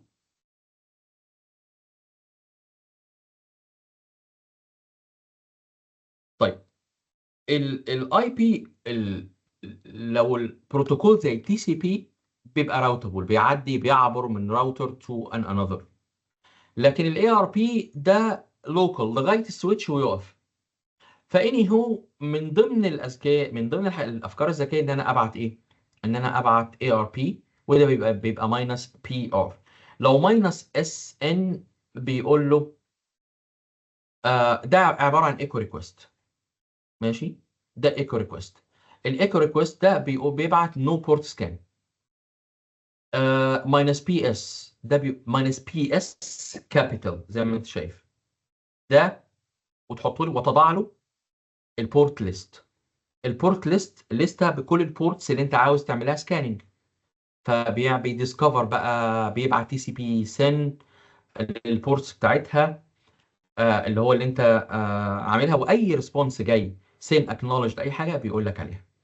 عندنا ماينس اس سمول ماينس اس لارج او كابيتال، دي بالظبط هي ان ماب ماينس اس والاي بي ادرس.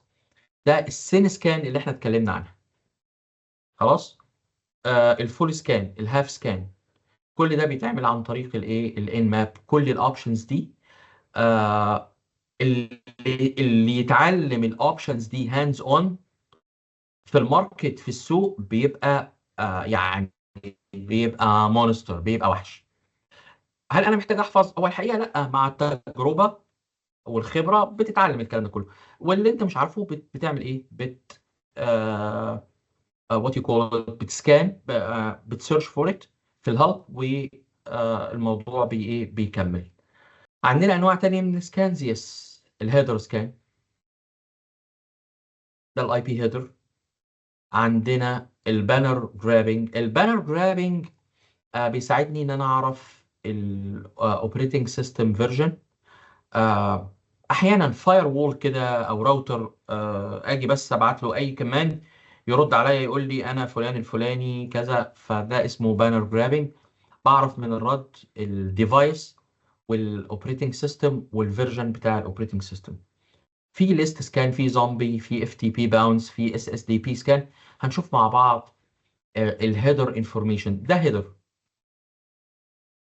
ده تي سي بي هيدر، انا اسف، ده اي بي هيدر. خلاص. الاي بي هيدر بقدر اتعلم منه ايه؟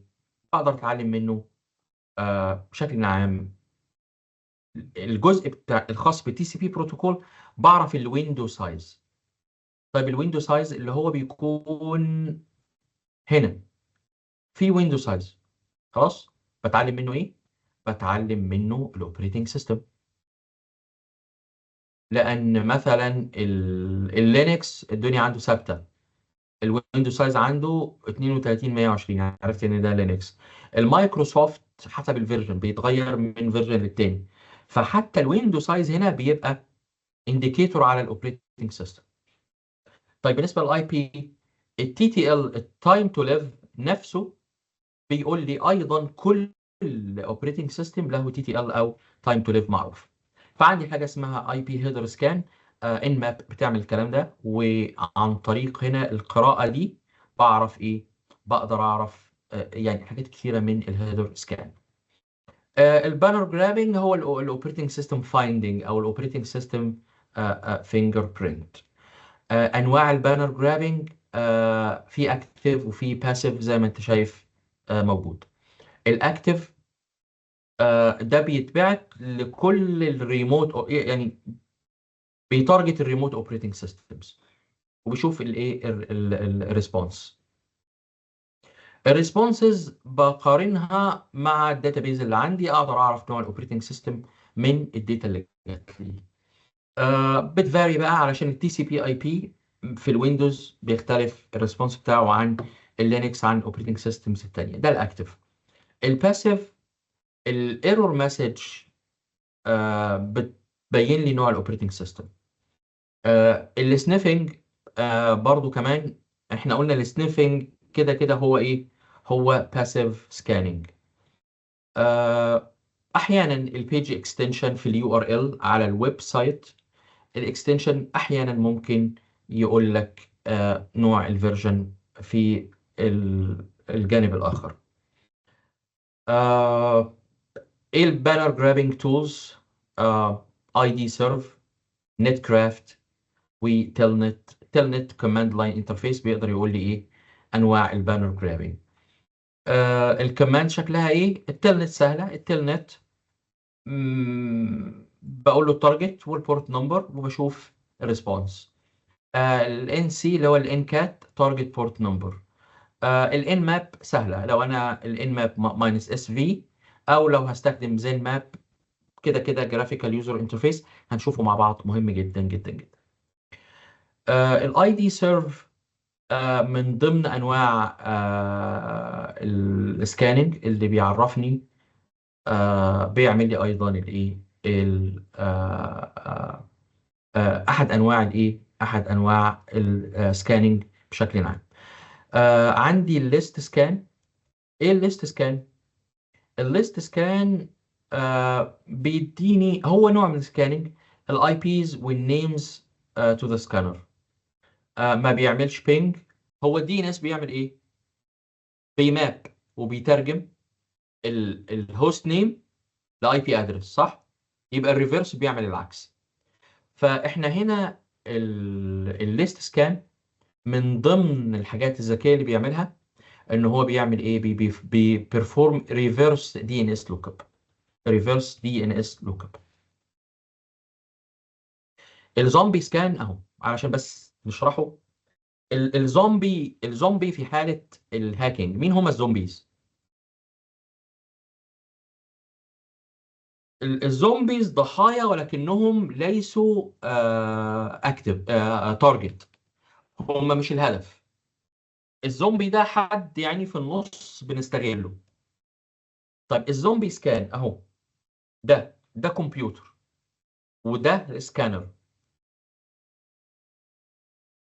في الحالة الأولى بعد سين acknowledged، الزومبي ده راح باعت ايه؟ ريسيت. يبقى انا كده عرفت ان ايه؟ البورت ده ماله؟ البورت ده closed. طب انا ايه علاقتي بالزومبي؟ بص بقى هنا، انا اصلا يعني بص في الرسمه اللي في النص في الدايجرام ده، انا التارجت بتاعي ده اساسا.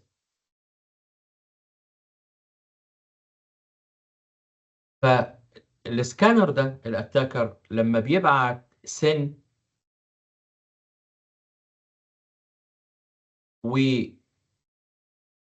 للسيرفر، بس في الحاله دي بيبقى عامل حاجه اسمها سبوفينج. سبوفينج يعني ايه؟ انتحال شخصي. هو في الخطوه الاولانيه دي بعت له سين اكنولجد، راح عامل له ايه؟ ريسيت، خد المعلومات بتاعته وعمل ما يسمى بالاي بي سبوفينج. الاي بي سبوفينج اللي هو ايه يا شباب؟ عن طريق تول معينه يقدر ييميتيت ان هو اخينا الزومبي ده اللي هو جزء من النتورك. اصل خد بالك السكانر از نوت بارت اوف ذا نتورك، فهو هيكومينيكيت مع السيرفر كانه هو مين؟ كانه هو الزومبي. طيب السيرفر لما يرد ويرسبوند، هيرسبوند على مين؟ هيرسبوند على الزومبي. وبعدين الزومبي يعمل له ايه لمين؟ للسيرفر ريسيت. فالبوينت كلها الزومبي سكان، ارجع بقى اقول لك هو اسمه بلايند سكان، والنوع التاني اسمه ايدل سكان. بيعمل بورت مابينج على النتورك من غير ما يسيب اي ايفيدنس. ليه هنا؟ مين اللي متورط في الموضوع؟ هو مين؟ الزومبي ده. والزومبي ده هو بيوصل له ازاي؟ بيبقى انفكتد ماشين. بيبقى انفكتد ماشين. يعني ايه انفكتد ماشين؟ يعني هوست معين تم الوصول اليه بشكل او باخر وبيتم استغلاله. اي حاجه في النتورك بتحصل بيكون هو ده الايه؟ بيكون هو الراجل ده هو الايه؟ هو ال هو اللي بيكومينيكيت مع الايه؟ مع التارجت مش السكانر. بينتراكت مع السيستم. بيفورس التارجت نفسه انه ينتراكت مع الايه؟ مع الزومبي ماشين. هو هنا بيستفيد من الزومبي ماشين ايه؟ من حاجه اسمها الاي بي ايدنتيفاير. الاي بي، بصوا احنا في الكوميونيكيشن بجانب السوكت اللي احنا اتكلمنا عنها اللي هي اي بي ادرس بلس بورت نمبر، مع كل سيشن زياده بيبقى الموضوع انكريمنتال. يعني لو السيشن نمبر دي 41،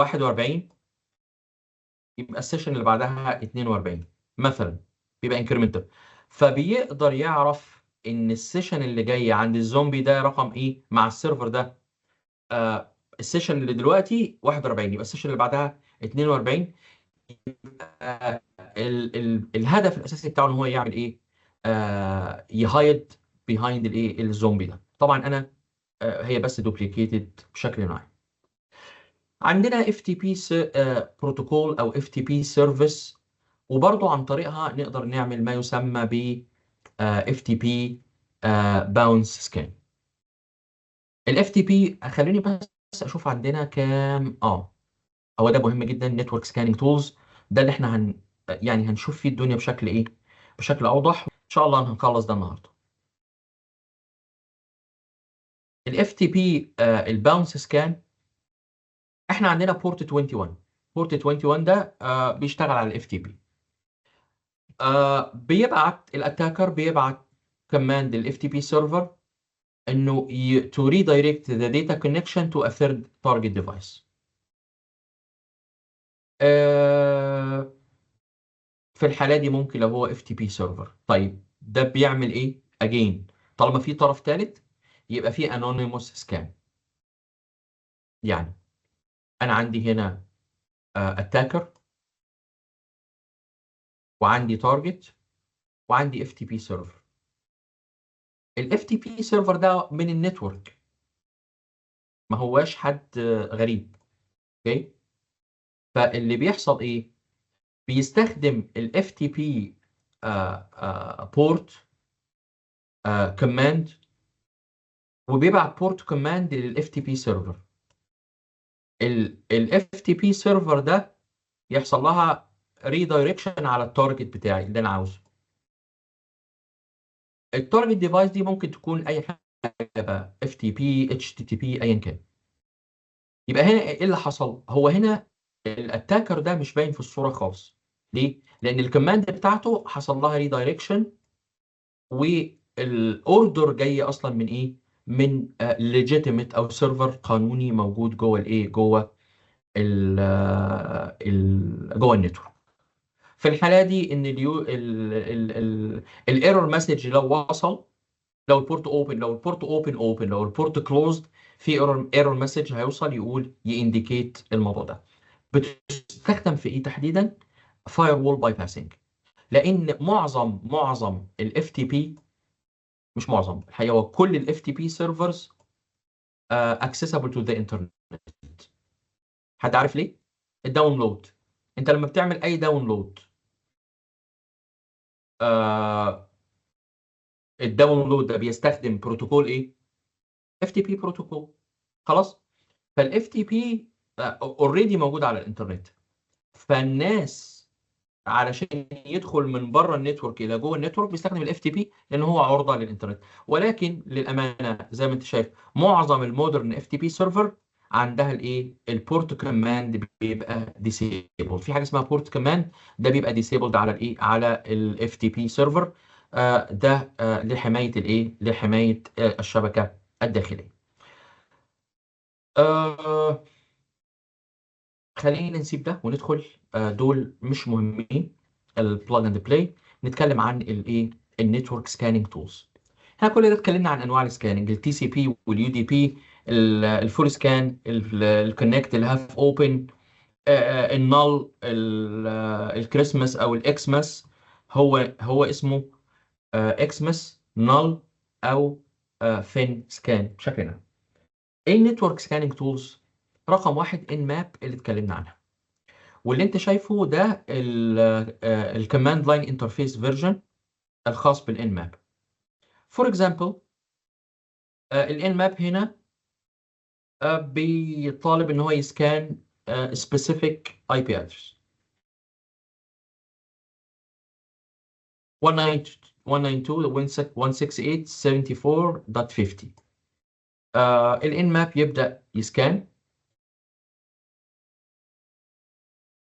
هيقول له الهوست ده is up. هيقول له في 991 closed ports. الاوبن بورتس اللي عندي 25، وده تي سي بي بورت 53، تي بلا بلا بلا 110.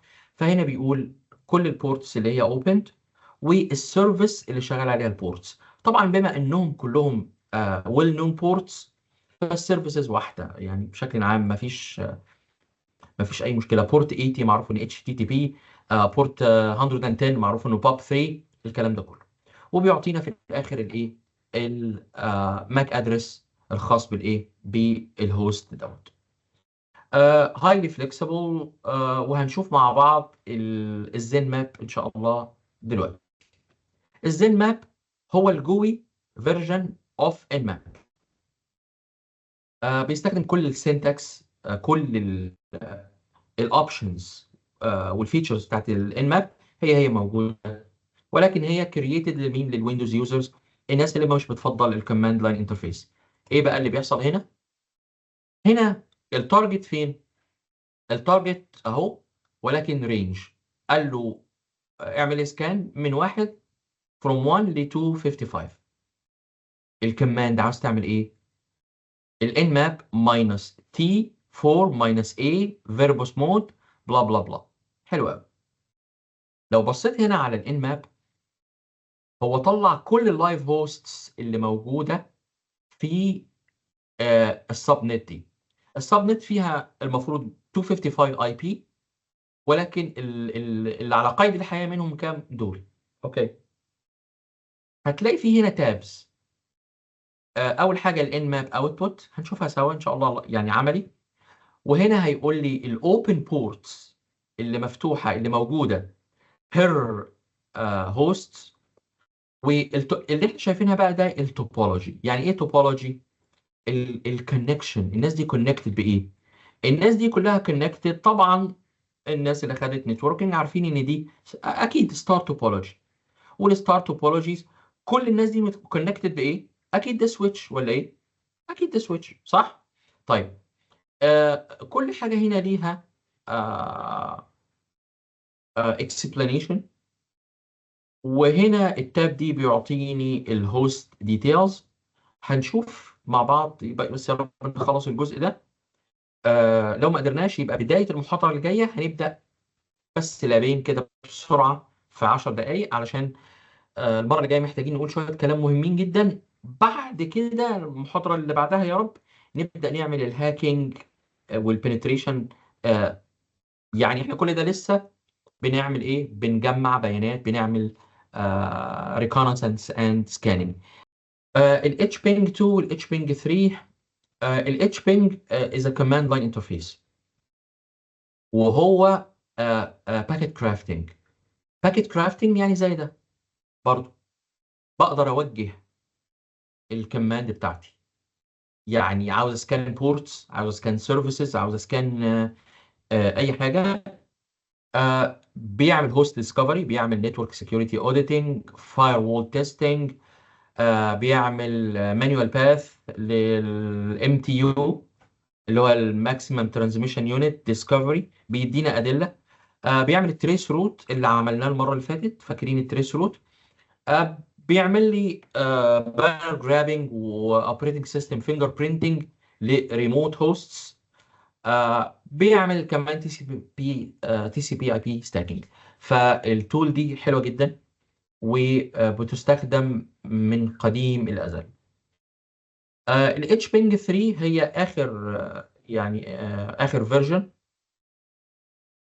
بيستخدم هنا بكل الفيتشرز بتاعته على لينكس انفايرمنت. و حسب نوع السكان اللي احنا والفلاجز اللي احنا عاوزينه.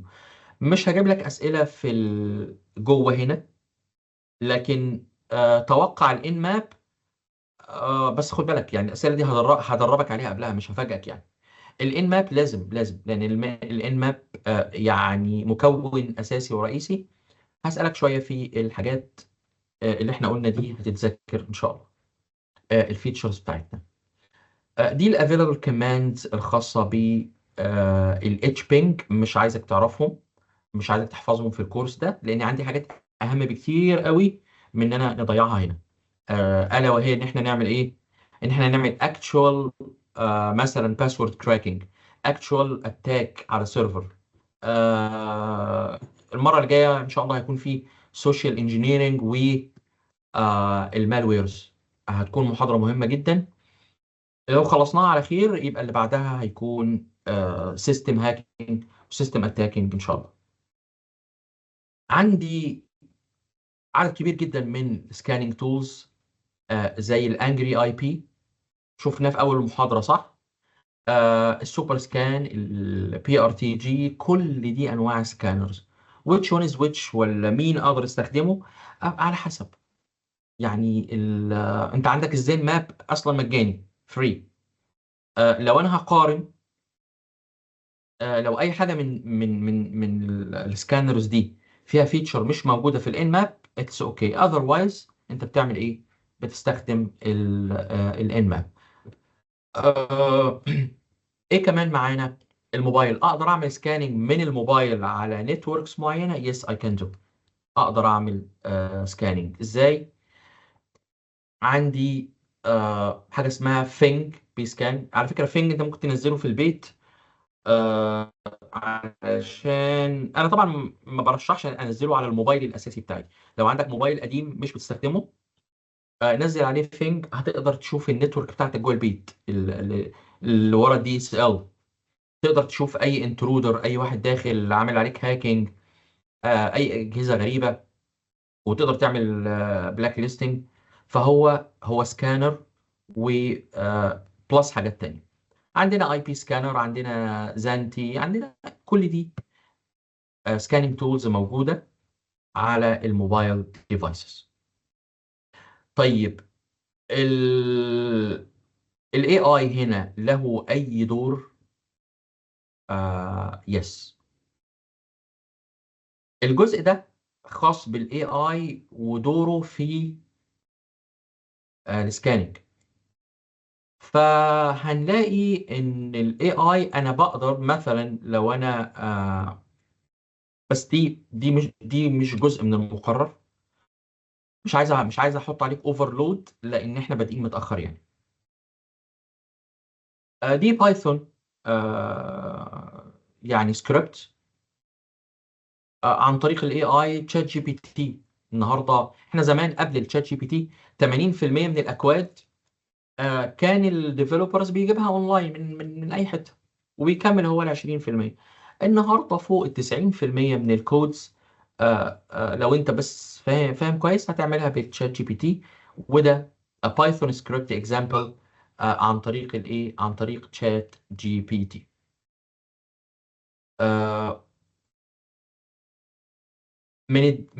احنا كل اللي احنا اتكلمنا عنه ده الاوفensive واي. طيب ايه الكاونتر ميجرز، او آه يعني ادافع عن نفسي ازاي against السكاننج؟ وانا دافع عن نفسي ليه؟ ما خلاص. لا، هو لو النتورك بتاعتك، انا اسف الماوس بس شويه. لو النتورك بتاعتك بتتعرض لسكاننج انت مش هتقف تتفرج. ما ينفعش. واي؟ لان دي اول ستيب في الهاكينج، جمع بيانات وجمع معلومات عن النتورك بتاعتك. فدي مشكله. اول حاجه الاي دي اس والفاير وولز بتاعتي لازم الرولز بتاعتهم آه تكون واضحه for any abnormality. والابنورماليتي هنا لازم يعني الرولز. بصوا، النتورك ابلاينسز، الفاير وول، احنا شفنا وانا يمكن قلت الكلام ده مره قبل كده. شفنا زمان مهندسين آه بيفك الفاير وول من الباكس بتاعها ويركبها وتيرن اون ويتصور والدنيا تمام. في ايه اللي حصل؟ عملت ايه؟ انت ما عملتش حاجه. الفاير وول ده حته باكس، حته صندوق، ملوش اي لازمه الا لو انت عملت له الكونفيجريشن صح. في واحد شاطر جدا جدا وعبقري وعمل كونفيجريشن حلوه جدا للفاير وول، بس ساب الديفولت كريدنشال، ساب الباسورد بالديفولت يوزر نيم اند باسورد اللي جايه من المصنع. فتيجي تلاقي حاجه ويب سايت بلاتفورم زي شودن. لو انت عندك سبسكريبشن على شودن، هيجيب لك مئات والاف الراوترز والكاميراز اللي هي وايد اوبن، مفتوحه على العالم الخارجي. طيب عاوز تقول ايه؟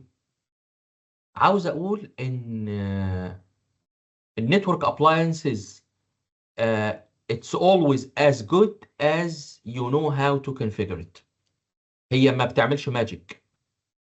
الماجيك في الرولز وفي how professional you are في وضع الرولز.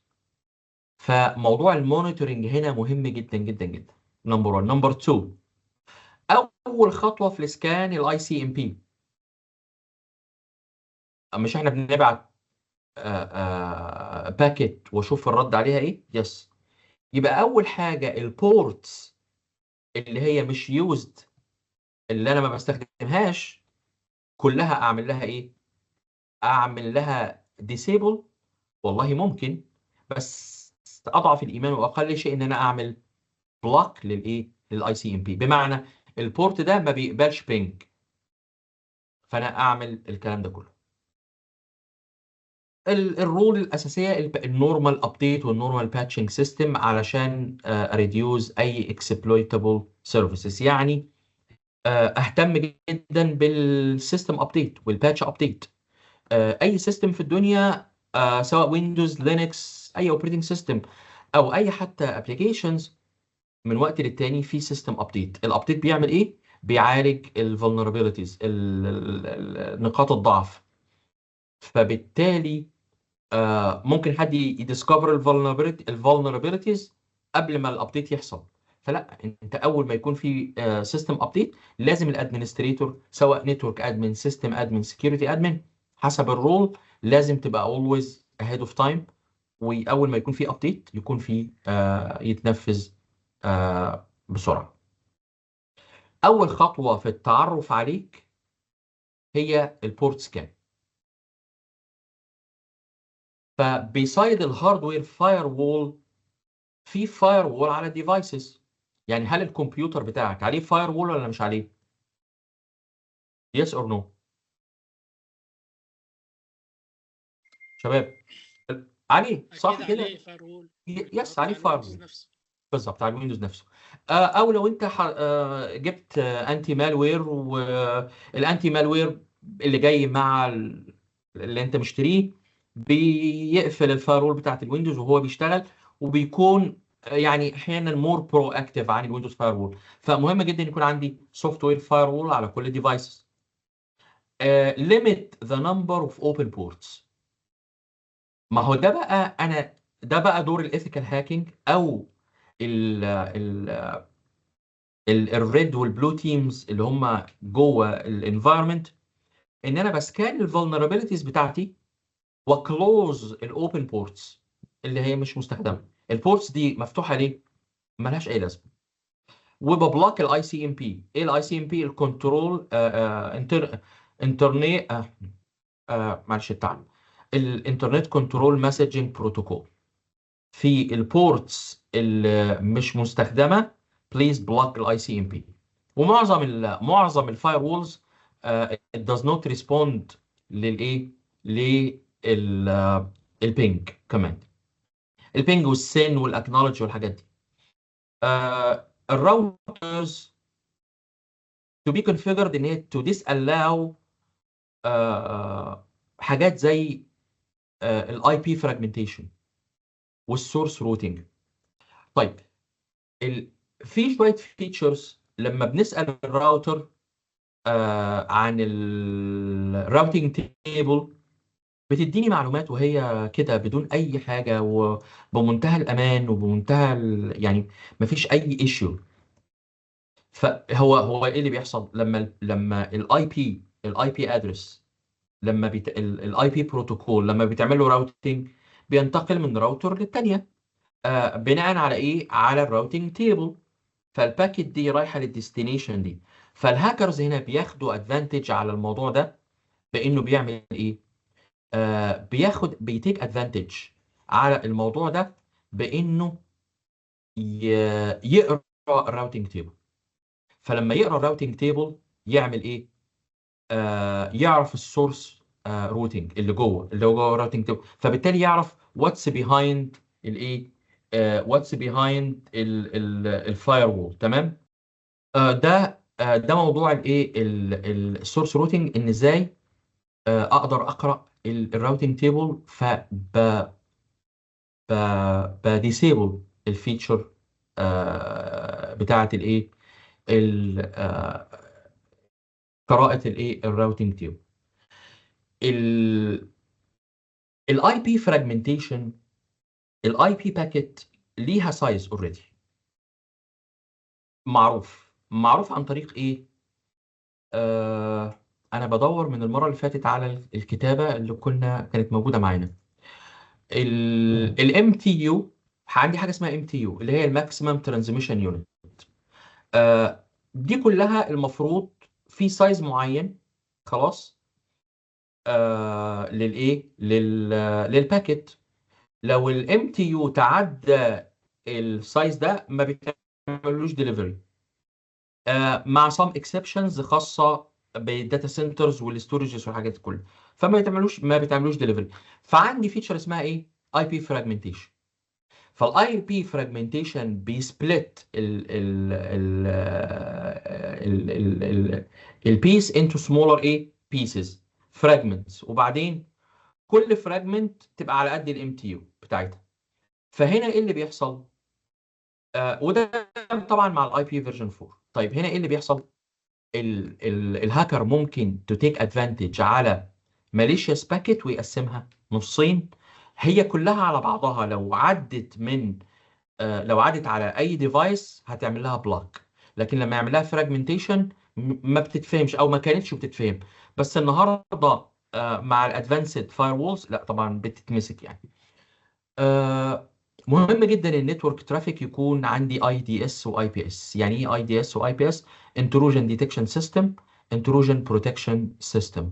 عاوز الوايت بورد؟ طيب اي حاجه، انا لازم احل المشكله دي اللي هي ادوات الكتابه. طيب الاي دي اس هو انتروجن ديتكشن سيستم ديفايس بتبقى موجوده وبيحصل فيها ايه؟ بتمونيتور اي سسبيشس ترافيك.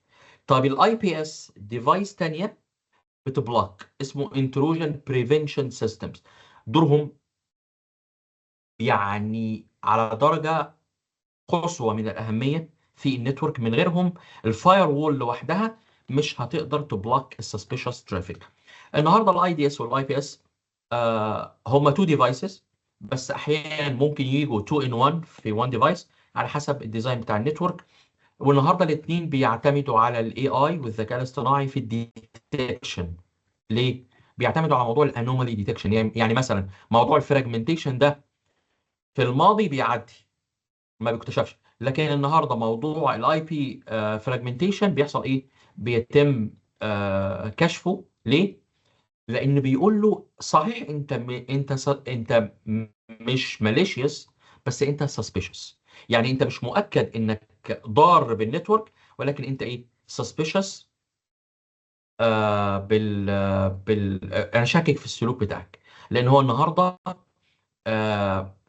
في حاجه اسمها behavioral analytics بتشتغل مع الاي دي اس و سكيورتي او نتورك ديفايسز كتيره بتعتمد على خلاص بقى موضوع الاستنباط. ايه الاستنباط؟ طيب مش في حاجه اسمها السيجنتشر؟ يعني ايه سيجنتشر؟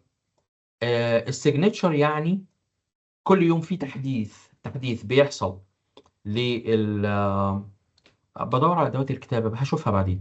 كل يوم في تحديث ابديت للانتي فيروس بتاعي اللي هو الانتي مالوير يعني. خلاص، التحديث ده عباره عن ايه؟ بيقول له بيقرا من داتابيز عالميه يعني كبيره كل الناس بتسمع فيها، ويقول له الجديد كذا. فاللي بيحصل ايه؟ اي ماتشنج الفينجر برينت بتاع الفيروس او المالوير لو عمل ماتشنج مع البرنامج بتاعك مع الداتابيز الحديثه خلاص يبقى ده مالوير. فهو بيشتغل بلايندلي كده بالماتشنج. لكن الانومالي ديتكشن او البيهيفيرال اناليتيك مفيش فينجر برينتنج خلاص، ولكن في ايه؟ في تحليل السلوك وتحليل للبيهيفير الخاص بالترافيك. يعني الباكيت دي ملهاش بصمه وملهاش سيجنتشر، هاويفر شكلها مش مريح، البيهيفير بتاعها مش مريح، البورت اللي رايح تتعامل معاه مش مريح. فبالتالي بيعمل لها ايه؟